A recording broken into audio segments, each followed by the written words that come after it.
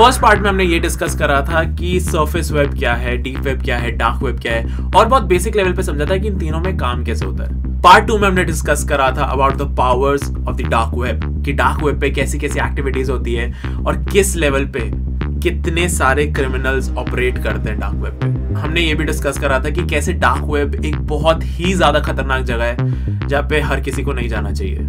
पहले 2 पार्ट्स देखना बहुत ज्यादा जरूरी है, तो आई रेकमेंड कि तुम वो 2 पार्ट्स पहले देखो बिफोर वॉचिंग पार्ट 3। पार्ट 1 और पार्ट 2 में हमने ये समझा था कि सरफेस, डीप और डार्क वेब कैसे काम करता है। पार्ट 3 में, इस वीडियो में, मैं तुम्हें कुछ ऐसी स्टोरीज बताने वाला हूँ जो डार्क वेब से रिलेटेड है, उन लोगों की स्टोरीज जो डार्क वेब पे गए थे और उन्होंने कुछ ऐसे एक्सपीरियंस करा है जिसको तुम शायद बिलीव भी ना करो।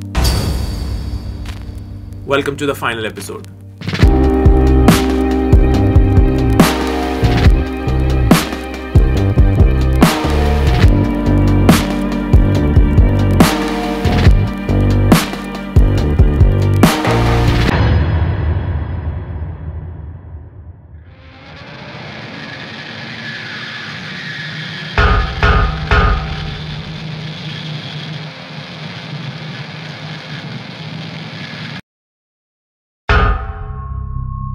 जो सबसे पहली स्टोरी है वो है रिचर्ड की। रिचर्ड नॉर्मली नेट सर्फ कर रहा था और करते करते उसे पता चला डीप वेब और डार्क वेब के बारे में। उसने थोड़ा रिसर्च करा, उसे पता चला कि इन दोनों वेब को वो कैसे एक्सप्लोर कर सकता है और उसके लिए उसे टॉर डाउनलोड करना पड़ेगा। उसने टॉर डाउनलोड करा और वो रैंडम साइट्स को सर्फ करने लगा। काफी घंटों तक रैंडम साइट्स को सर्फ करते करते वो एक ऐसी साइट पे आया जिसके ऊपर एक ब्लैंक इमेज थी। उस ब्लैंक इमेज के एकदम साइड में एक चैट चल रही थी जिसके अंदर लोग अलग अलग लैंग्वेजेस और अलग अलग कोड्स में चैट कर रहे थे। फिर रिचर्ड को रियलाइज होता है कि वहां पे एक वीडियो प्रीव्यू होने वाली है, वहां पे एक वीडियो दिखाई जाएगी जिसको बहुत सारे लोग देखेंगे। एकदम से वो ब्लैक इमेज चेंज होती है और उसे दिखता है कि चेयर पे एक इंसान बंधा हुआ है। जैसी वो वीडियो स्टार्ट होती है, चैट बहुत ज्यादा तेज हो जाती है। कुछ 5-6 मिनट तक चैट में लोग एक दूसरे से बात कर रहे होते हैं और वो इंसान उसी चेयर पे बैठा हुआ होता है, बंधा हुआ होता है। थोड़ी देर बाद एक इंसान आता है जिसने पूरा ब्लैक पहना हुआ होता है और उसके फेस पे एक ब्लैक मास्क होता है। इस टाइम पे काफी सारी चैट्स आने लगती हैं, काफी सारे डोनेशंस के साथ। उन डोनेशंस के साथ जो मैसेजेस हैं वो कोड्स में थे और अलग अलग लैंग्वेजेस में थे, तो रिचर्ड को वो समझ नहीं आए। थोड़ी देर तक खड़े होने के बाद वो ब्लैक क्लोथ्स में जो इंसान था वो 2 मिनट के लिए स्क्रीन के बाहर जाता है और एक हैमर लेके आता है। वो उस हैमर को लेके आता है और बहुत जोर जोर से उस बंधे हुए आदमी के जॉ पे मारने लगता है। कुछ 15-20 हिट्स के बाद उस इंसान का जॉ पूरी तरीके से टूट के लटक रहा होता है। एंड बिकॉज ऑफ दैट वो इंसान चिल्ला भी नहीं पा रहा होता और वो चिल्लाने की कोशिश कर रहा होता है लेकिन उसकी वॉइस बहुत ज़्यादा डिस्टॉर्टेड होती है। उस बंधे हुए इंसान का पूरा जॉ लटक रहा होता है एंड तुम उसका स्ट्रगल देख भी सकते हो और साथ में सुन भी सकते हो उसकी आवाज़ में। जब ये सब कुछ चल रहा था तो चैट काफ़ी ज़्यादा खुश थी। उसके बाद जो हैमर वाला आदमी था उसने एक पोल डाल दिया कि चेयर पे बंधे हुए इंसान को जीना चाहिए या नहीं।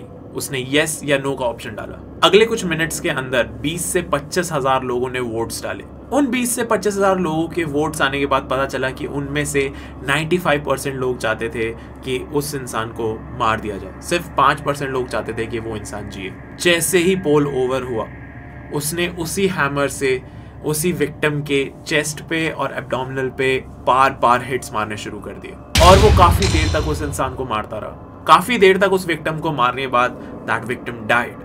एंड जैसे ही वो विक्टिम की डेथ हुई उसके बाद एक मैसेज पॉप अप हुआ, हुज नेक्स्ट। हुज नेक्स्ट वाले मैसेज के आने के बाद तुरंत उस ब्लैक स्क्रीन पे 10 डिविजन्स हो गए जिसके अंदर 10 अलग अलग फेस कैम्स थे और उनमें से एक फेस कैम उसी मोमेंट पे रिचर्ड का था। उस साइट को सर्व करते करते हैकर्स ने रिचर्ड के पीसी को हैक कर लिया था और उसके वेबकैम का एक्सेस ले लिया था।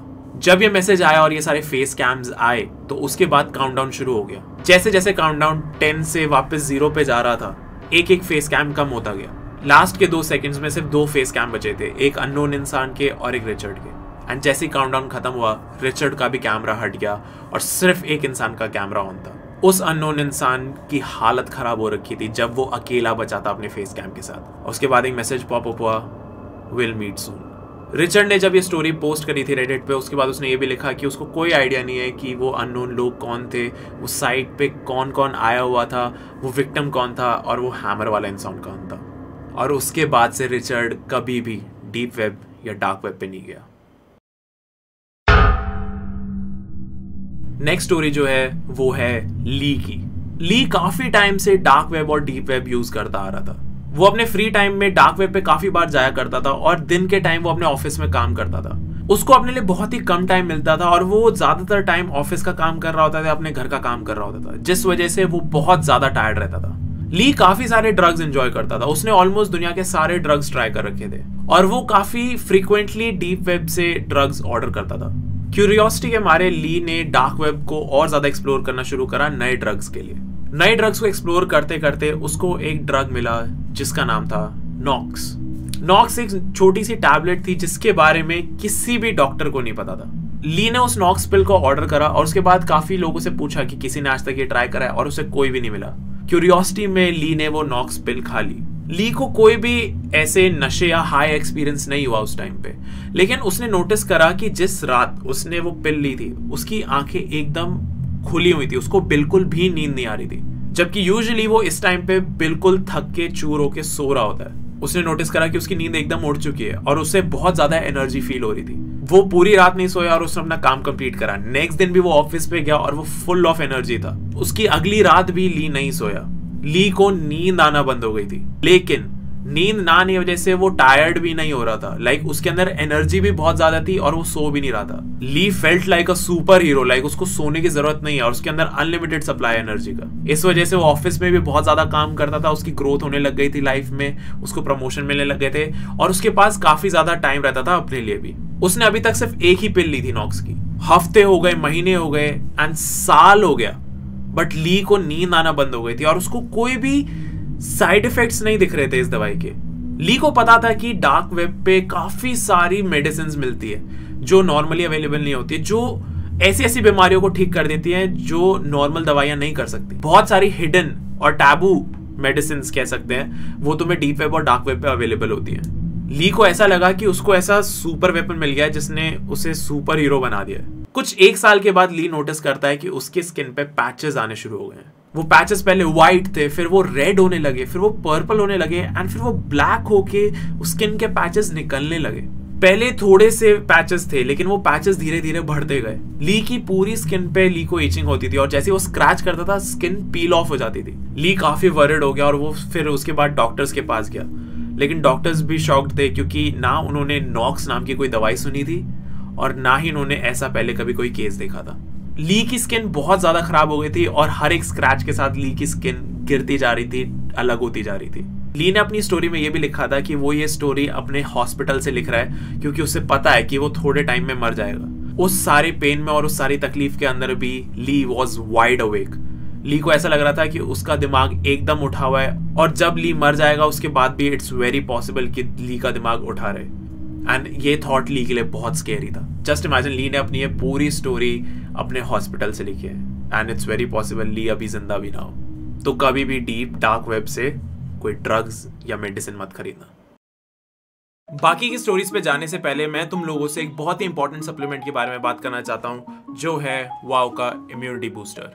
वाओ का इम्यूनिटी बूस्टर एक बहुत ही अच्छा सप्लीमेंट है जो मैं खुद पर्सनली भी यूज करता हूँ। तुम्हें पता ही है कि इम्यूनिटी वीक होने की वजह से तुम्हें कितनी सारी प्रॉब्लम्स हो सकती है और अच्छी इम्यूनिटी होना कितना ज्यादा इंपॉर्टेंट है। मैं पर्सनली इसे इम्यूनिटी के लिए लेता हूँ, लेकिन इसके काफी और एडवांटेजेस भी है। इस सप्लीमेंट के अंदर एक्टिनेशिया, एल्डरबेरी एक्सट्रैक्ट और विटामिन सी है जो हमारी इम्यूनिटी के लिए बहुत ज्यादा अच्छा होता है। ये सप्लीमेंट ऑक्सीडेटिव डैमेज को भी मैनेज करता है और साथ ही साथ मेटाबॉलिज्म को भी इंक्रीज करता है। ये कोलेस्ट्रॉल लेवल को भी मैनेज करता है और उसके साथ साथ स्किन, ब्लैडर, हार्ट और रेस्पिरेटरी सिस्टम को भी हेल्दी रखता है। वाओ के सारे प्रोडक्ट्स इंक्लूडिंग दिस सप्लीमेंट सारे के सारे नेचुरल हैं और मेड इन इंडिया है। हर एक प्रोडक्ट के साथ तुम्हें एक क्यूआर कोड भी मिलेगा जिसको स्कैन करके तुम ऑथेंटिसिटी चेक कर सकते हो। तुम वाओ का ऐप भी डाउनलोड कर सकते हो जिसके ऊपर तुम्हें वाओ के बाकी और प्रोडक्ट्स के बारे में भी डिटेल्स मिल जाएंगी। मैं वाओ के इम्यूनिटी बूस्टर की एक कैप्सूल लेता हूं दिन में, which is more than enough तुम्हारी इम्यूनिटी को बूस्ट करने के लिए। सारे के सारे इंपॉर्टेंट लिंक्स नीचे डिस्क्रिप्शन में होंगे और अगर तुम कोई वाओ का प्रोडक्ट बाय करते हो तो तुम कोड यूज कर सकते हो FING20। मैं दोबारा रिपीट कर रहा हूं, द कोड इज FING20।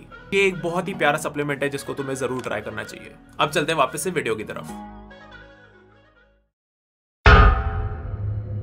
जो नेक्स्ट स्टोरी है वो बहुत ज्यादा पॉपुलर हुई थी और वो एक ऐसे इंसान के बारे में जिसने कुछ ऐसा देखा था जिसके बाद वो बहुत ज्यादा डिस्टर्ब हो गया था। जिस इंसान ने स्टोरी पोस्ट करी थी उसने अपनी आइडेंटिटी रिवील नहीं करी थी, तो इस अननोन इंसान के अंदर भी क्यूरियोसिटी थी और वो चला गया डीप वेब और डार्क वेब सर्फ करने। काफी सारे घंटे डीप वेब और डार्क वेब को सर्च करने के बाद उस अननोन इंसान को एक ऐसी वेबसाइट मिली जिसके ऊपर वो गया और उसे बस एक सर्च बार मिला। उस सर्च बार के नीचे लिखा था सर्च योर पर्सन। उसने आउट ऑफ क्यूरियोसिटी ऐसे लिख दिया टॉल वुमन। जैसे ही उसने सर्च दबाया उसका पूरा screen was filled with pictures of dead bodies। वो सारी डेड बॉडीज की इमेजेस बहुत ज्यादा क्रीपी थी। वो सारी डेड बॉडीज की जो इमेज थी वो टॉल लड़कियों की थी। उसी मोमेंट पे उस इंसान को रियलाइज हो गया कि वो एक ऐसी साइट पे है जिसके ऊपर तुम स्पेसिफिक डिटेल्स डाल के एक स्पेसिफिक टाइप के इंसान की डेड बॉडी देख सकते हो। टॉल वुमन सर्च करने के बाद उसने काफी और सर्च करे, फैट गाय, स्किनी गाय, उसने बहुत सारे अलग अलग टाइप के इंसान सर्च करे और हर एक सर्च के साथ उसे हजारों इमेजेस मिल गई।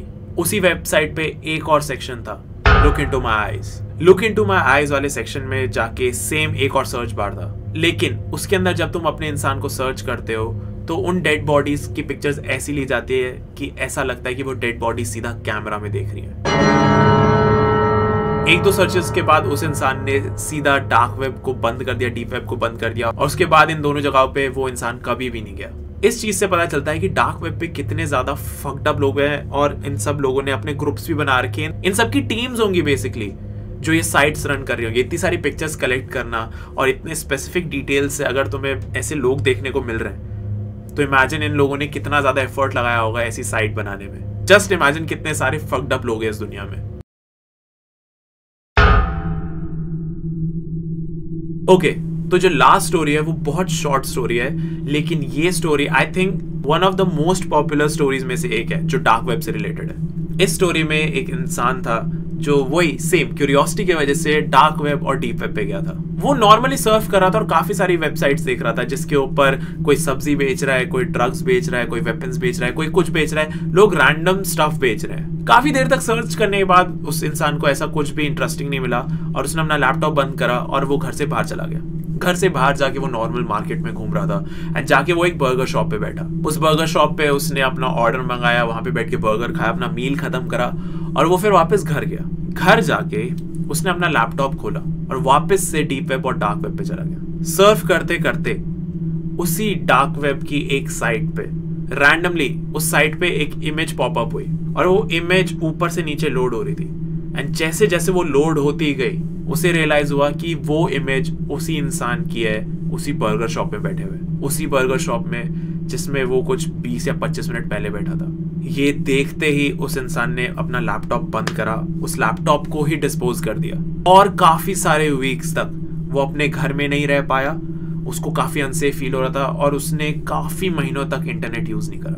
This story is very very real क्योंकि जिस इंसान ने स्टोरी लिखी थी he was very specific about all the details. जो ओरिजिनल पोस्ट था आई थिंक उसके अंदर शॉप का नाम और शायद इमेज भी थी।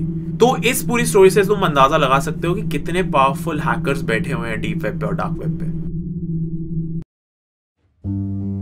ये सारी की सारी स्टोरीज का जो सोर्स है वो रेडिट है और यूट्यूब है। तो वी डोंट नो कि इनमें से स्टोरीज कितनी सारी सच है, लेकिन कुछ लोग हैं रियलिटी में जिन्होंने दावा करा है कि उन्होंने ऐसी चीजें एक्सपीरियंस करी है डार्क वेब पे एंड इट्स वेरी पॉसिबल कि ये सब कुछ असली में हुआ हो। तो आई होप तुम्हें इन स्टोरीज में मजा आया होगा। अगर तुम्हें मजा आया तो मेक श्योर तुम वीडियो को लाइक करो। मेरे को पता है तुम लोगों के मन में भी क्यूरियोसिटी है कि भाई डार्क वेब और डीप वेब क्या है। Don't go there. तो गाइस ये था last episode of the series dark web. I hope तुम्हें सीरीज पसंद आई होगी।